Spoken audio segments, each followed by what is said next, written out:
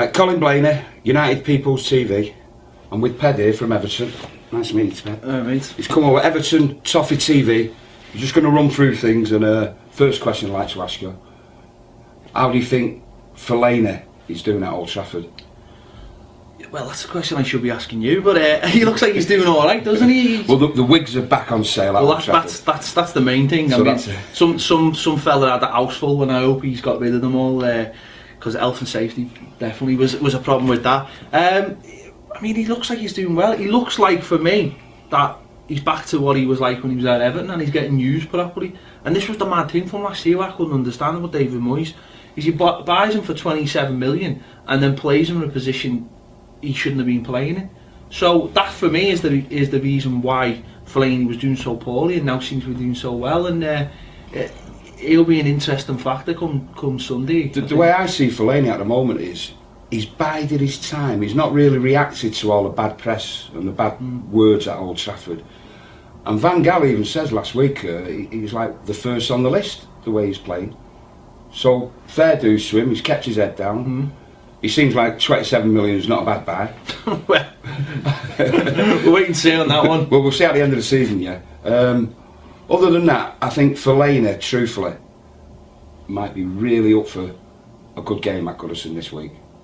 Yeah, I can imagine he will be. I mean, he's took some stick. I mean, I don't know how much stick he's took from Everton fans, because we've sort of just not forgotten about him as such, but he hasn't really been in our mindset. I mean, some people leave the club and, you know, under bad terms, some people leave under good terms, and I think it was best for everyone when Marouane Fellaini left the club. He didn't really fit in with what Martinez wanted to do. We got a good chunk of cash and we used that on Lukaku, so it helped everyone at the time. It was good last season and watching not him suffer, struggle, but watching someone else not really understand how to use him, and that being his manager that, you know, knew how to use him, was very strange, and I think a massive part of David Moyes' downfall. So I think he probably will have a big game. You know, we're normally scared of Rooney coming back, but it might be Fellaini's turn. I think also with Fellaini, I truly believe that because he's played it cool and he's let others, you know, put the pressure on him, and he's just biding his time. Yeah.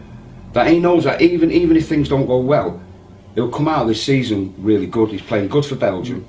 Van Gaal likes him. The press are okay with him. The fans seem okay with him. So I think he's just timed it perfect, and that's why I think I can see a big game coming out of him at Goodison. I think he hasn't had the pressure on him, has he? Because it's always been seen as someone else's fault, the manager's fault, or bigger players. I mean, what's been really important this season for him, I think, is that Man United have gone out and bought bigger players that have failed. Now, Marouane Fellaini had a big price tag, but a lot of fans, I don't know whether they thought too much of him anyway. So with the likes of Di Maria not doing too well, with Falcao not doing too well, you know, Van Persie hasn't had a great season, more down to injuries. He says he's played in the reserves the other night, or the under-21s or something, and he might be in the squad this week. But because of all them players, I don't think Fellaini's had to worry too much this season. He wasn't seen as a start, he wasn't seen as part of the plans. As you said, he's quietly but bided his time. He could have even gone out on loan in January if things had gone, that's true, yeah, you know, differently. So really, you know, I think a lot of people see him as this sort of brutish kind of fella, but he was never like that at Everton. He was quiet, he was respectable. Okay, when he's playing on the pitch, he gets into a few skirmishes, but he's never you never see him, you know, going head to head with anyone, or, you know. I think his skirmishes is like his clumsiness sometimes. Yeah. If anything. Yeah, his elbows just throw themselves at people's heads. He doesn't really, you know, it's not what he wants to be doing. I just picked up on that. He's more or less 2 weeks. You know, this time last year there was 2 weeks in it when Moyes got the sack because of Everton.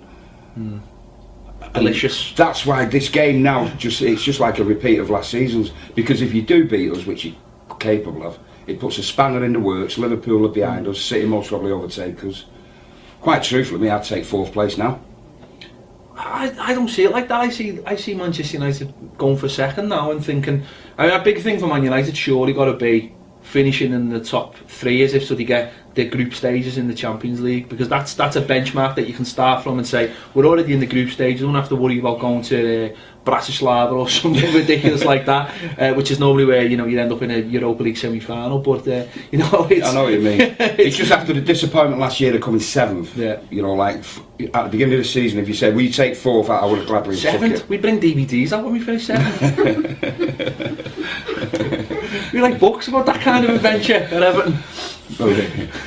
As long as you get in Europe, that's the main thing. Well, we won't be this year, but I think it's going to be a good game Sunday. I think Everton have got to finish on a high. They've got to not only have got to finish high because of how bad we've had this season, but if we're going to attract the likes of Tom Cleverley, we've got to be finishing in the top half of the league table. I said last year I'd loan him back to Villa, or you know, no, that was Young, sorry.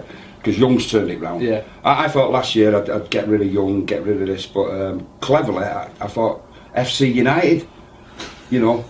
But even he turned it round, yeah. So, yeah, he's doing well, you know. It just shows you. He's in centre midfield, destroying midfielders who won £100,000 a week in another red shirt. So you know, he's doing all right. Going back to Sunday there, yeah.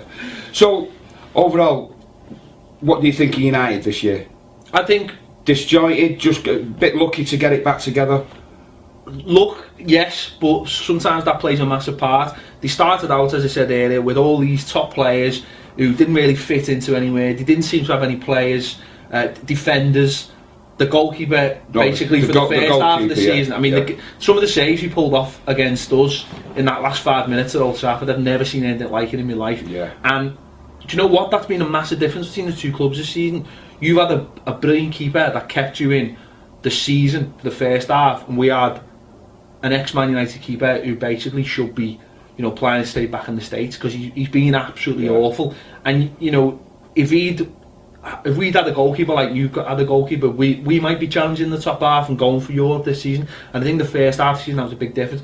And also, as you're going back to someone like Fellaini, Man United, you know, he's gone into the side because of other people's misfortune, and he stayed in the side. True, and I just wonder whether, if those other players have been fit all season, whether Man United would have had as good a season.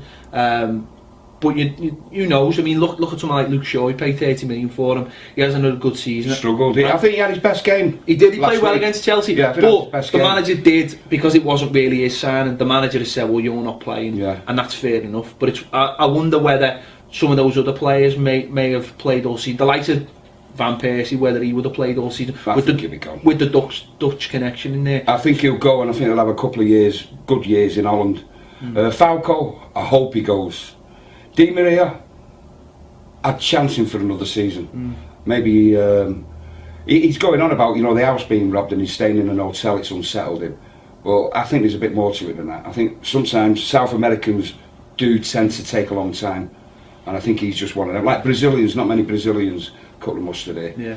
So I'd keep Di Maria, Falco I'd get rid, Van Persie I'd get rid, and that leaves room for one big striker. So what are you looking for then, Goodison Park on Sunday? Rooney 1-0. Do you know what? He doesn't have too many good games against us. He doesn't have good games in Liverpool, never mind against Everton. I'm going to go 2-2. I think there's some goals in it, and I think we've been doing all right at the back. Hopefully the car will be back, and I'll go for 2-2. Fair enough. Colin breaks his hip as well, so add to the front. So thanks a lot. I'll most probably see Ped, Goodison Park, 1:30, early kick-off. Don't forget to subscribe to ToffeeTV. Thanks a lot, Ped. I'll see you at Goodison, hopefully. And subscribe to United People's TV. Follow us on Facebook and Twitter, yeah? I think he's got there now. It's took a bit of time to get the team gelled, but I think now we're going on to the next stage now. I think we're going to push on and hopefully push for the league anyway.